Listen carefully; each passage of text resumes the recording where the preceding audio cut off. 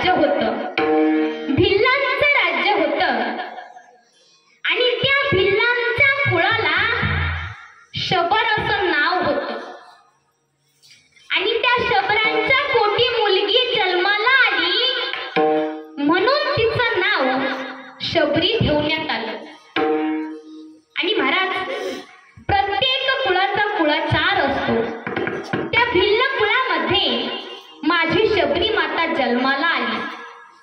जसं की दैत्य कुळामध्ये भक्त प्रल्हाद जन्मास यावा, भांगेच्या रोपटामध्ये एखादं तुळशीचं रोपट जन्माला यावं, उगवावं, अगदी त्याच प्रकारे त्या भिल्ल कुळामध्ये माझ्या शबरी मातेचा जन्म झाला। आणि प्रत्येक कुळाचा कुळाचार हा ठरलेला असतो। तसा त्या भिल्ल कुळाचा कुळाचार असा होता की त्या देवांना आपल्यासारख्या देवांसारखा पुरणपोळीचा नैवेद्य चालत नव्हता महाराज। मग त्यांना काय लागत होता, तर त्यांना मांसाहाराचा नैवेद्य लागत होता। आणि अशा कुळामध्ये माझी शबरी माता जन्माला आली। ती मोठी झाली आणि 8 वर्षांची झाल्यानंतर माझ्या शबरी मातेचं लग्न ठरलं। आणि लग्न ठरल्यानंतर आपण जसं साध्या प्रकारचं जेवण करतो तसं त्या ठिकाणी लहान लहान शेळ्या मेंढीची कोकरं बकरं आणली गेली। शबरी माता म्हणते की बाबा, अहो ही बकरं कशाला आणली आहे? तेव्हा तिचे वडील म्हणाले की अगं, तुझं लग्न आहे ना, तेव्हा तुझ्या लग्नामध्ये मेजवानीसाठी ही बकरं आणली आहे।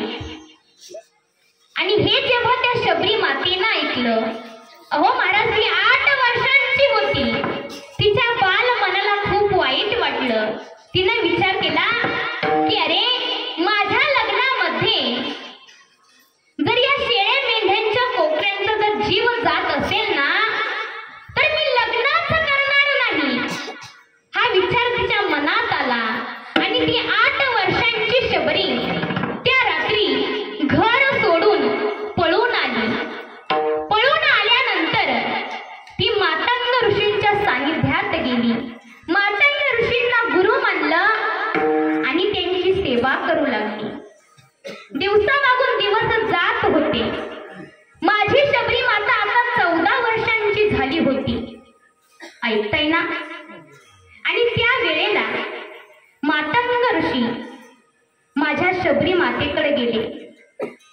त्यांच्या डोळ्यामध्ये अश्रुधारा होत्या आणि मातंग ऋषी शबरी मातेला सांगू लागले की अगं, तुला भेटण्यासाठी साक्षात प्रभू रामचंद्र भगवंत तुझ्या झोपडीमध्ये येणार आहेत। शबरी माता म्हणू लागली, परंतु भगवंत कधी येणार आहेत?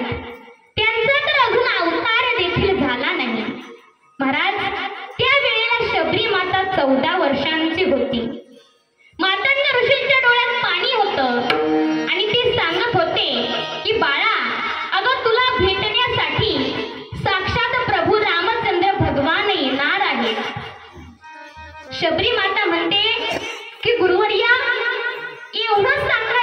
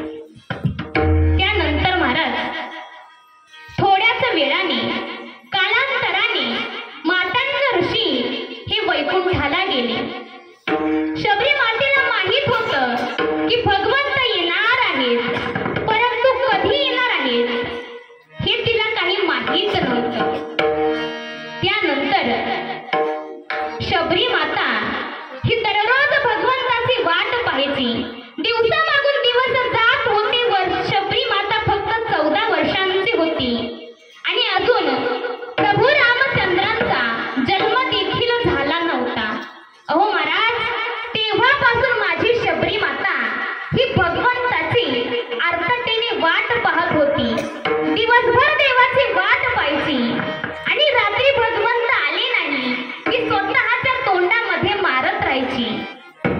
आणि महाराज कालांतराने दिवसामागून दिवस जात होते आणि माझी 14 वर्षांची शबरी माता आता वृद्ध झाली होती. वाकली होती. तिच्या गालांना सुरकुत्या पडल्या होत्या. आणि अशी असणारी माझी शबरी माता ती वृद्ध झाली होती, परंतु मनाने ती तारुण्याच्या उमेदीने भगवंताची वाट पाहत होती आणि विचार करत होती की माझे भगवंत कधी येतील. जब मेरे राम जी का आगमन